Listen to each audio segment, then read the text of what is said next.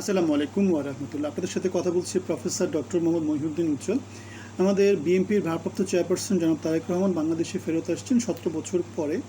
এখন এই 17 বছর তিনি লন্ডনে তার নির্বাসিত জীবন কাটিয়েছেন। এখন তিনি কিছুদিন আগে বলেছিলেন যে বাংলাদেশে ফেরত আসা তার একার ইচ্ছার উপর ডিপেন্ড করছে না। অথচ আমরা দেখতে পেয়েছি হাসিনা সরকার পালিয়ে যাওয়ার পরে থেকে কিন্তু বিএনপির পক্ষ থেকে নানাভাবে নানাজন বলেছে যে এই সপ্তাহে আসছে, ওই সপ্তাহে আসছে, এই মাসে আসছে, ওই মাসে আসছে। সুতরাং সর্বশেষ তিনি 25 তারিখে বাংলাদেশে আসছেন এবং সে ব্যাপারে মোটামুটি নিশ্চয়তা অনেকেই দিয়েছেন এবং আমরাও নিশ্চিত হতে চাই যে তিনি আসছেন। এখন কথা হচ্ছে যে অনেকের উপর ডিপেন্ড করছে তিনি কাদেরকে ম্যানেজ করেছেন নাকি আমি জানি না এখানে, কেননা রাজারা অনেক কিছুই করে। তিনি যেহেতু যুবরাজ, সুতরাং তার অনেক রকমের তাকে পলিটিক্সের ভিতর দিয়ে যেতে হয়, অনেক রকমের খেলা তাকে দেখাতে হয়। না দেখালে তিনি তো জনগণের নয়নের মণি হয়ে উঠতে পারবেন না।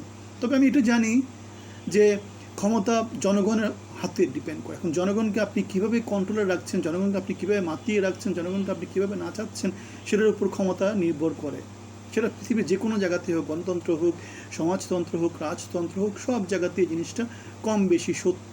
যেমন করে আমরা দেখতে পেয়েছি নারায়ণগঞ্জে জাকির খান তার জীবনের নিরাপত্তা চেয়ে জিডি করেছেন, আমাদের মির্জা আব্বাস চাঁদাবাজির বিরুদ্ধে মামলা করেছেন।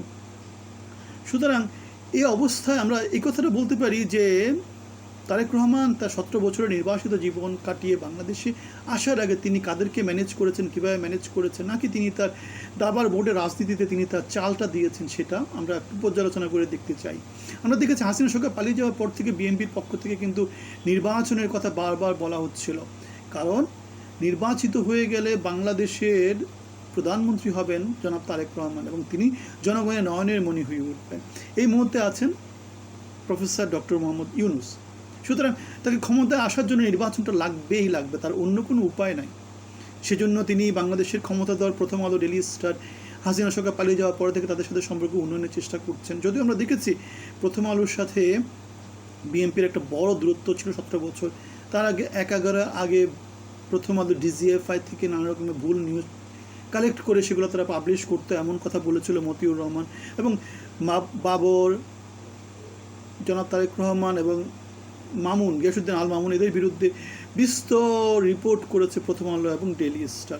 প্রথম আলো এবং ডেইলি স্টার যেহেতু আমেরিকা এবং ইন্ডিয়া এই এদের এজেন্ডা বাস্তবায়ন করে, সুতরাং আমরা দেখতে পাচ্ছি 1/11-তে অথবা ওই সময় যে পালাবদল হয়েছিল সেখানে এদের বড় একটা ভূমিকা ছিল।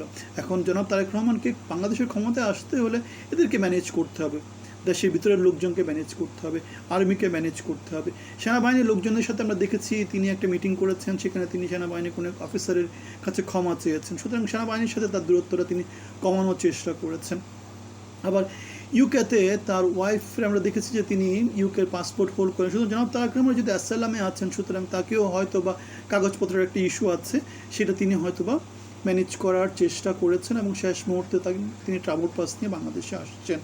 সুতরাং মানুষ হচ্ছে ক্ষমতার মূল কেন্দ্র। আপনাকে যত লোক সাপোর্ট দিবে তত আপনি ক্ষমতাবান হয়ে উঠবেন। হাসিনা সরকার জনগণের সমর্থন নিয়েই 1/11 পরবর্তী যে সরকার হয়েছিল সেখানে ক্ষমতায় এসেছিল, কিন্তু জনগণের বিরুদ্ধে দাঁড়িয়ে 17 বছর যে ফ্যাসিজম কন্ট্রোল করেছে সেই জন্য তাকে কী করতে হয়েছে, বাংলাদেশ থেকে পালিয়ে যেতে হয়েছে। এখন আবার তিনি ইন্ডিয়াতে বসে ক্ষমতা বাড়ানোর চেষ্টা করছেন। জনাব তারেক রহমান 17 বছর ইংল্যান্ডে বসে ক্ষমতা বাড়ানোর চেষ্টা করেছেন এবং জুলাইতে ছাত্র জনতার অভ্যুত্থানের মাধ্যমে তিনি বাংলাদেশে ফেরত আসা, নির্বাচিত হওয়ার, প্রধানমন্ত্রী হওয়ার একটা সুযোগ পেয়েছেন। জনগণের বিরুদ্ধে গিয়ে, সংস্কারের বিরুদ্ধে গিয়ে সততা, ন্যায়নিষ্ঠা, কর্মপরায়ণতা, যোগ্যতা এগুলোকে না করে তিনি যদি জনগণের বিরুদ্ধে দাঁড়িয়ে জনশত্রু হন, মানুষের সাথে প্রতারিত হন, এ কথা এখানে নির্দ্বিধায় বলা যায় তার ক্ষমতাটা খুব বেশি লম্বা হবে না। কেননা ত্যাগ, বঞ্চনা এই সমস্ত জিনিসই আমাদেরকে কী করেছিল, 24-এর গণ আন্দোলনে অনুপ্রাণিত করেছিল। এখন আমরা যদি সেম টেন্ডেন্সি যদি আমাদের মধ্যে প্রকাশিত হয়, সমাজের মধ্যে এই বিভাজনটা যদি বেশি করে দেখা যায়, তারেক রহমানকেও সেই একই পথেই হয়তো বা চলে যেতে হতে পারে। সুতরাং আমাদের ইতিহাস থেকে শিক্ষা নেওয়া উচিত। তিনি শিক্ষা নেবেন কি না সেটা তার 17 বছরের প্রবাস জীবনে, নির্বাসিত জীবনে তাকে কি শিক্ষা দিয়েছে সেটা তার কাজের মধ্য দিয়ে, তার পরিকল্পনার মধ্য দিয়ে, তার নেতৃত্বের মধ্য দিয়ে সেটা দেখা যাবে। তিনি যদি আগের সেই ইতিহাসের পুনরাবৃত্তি করেন তাহলে ইতিহাস যে কোনো সময় তার শিক্ষাটাকে নতুন করে আবার দেখিয়ে দিতে পারে। আপনাদের সবার জন্য শুভকামনা, ভালো থাকবেন। আসসালামু আলাইকুম।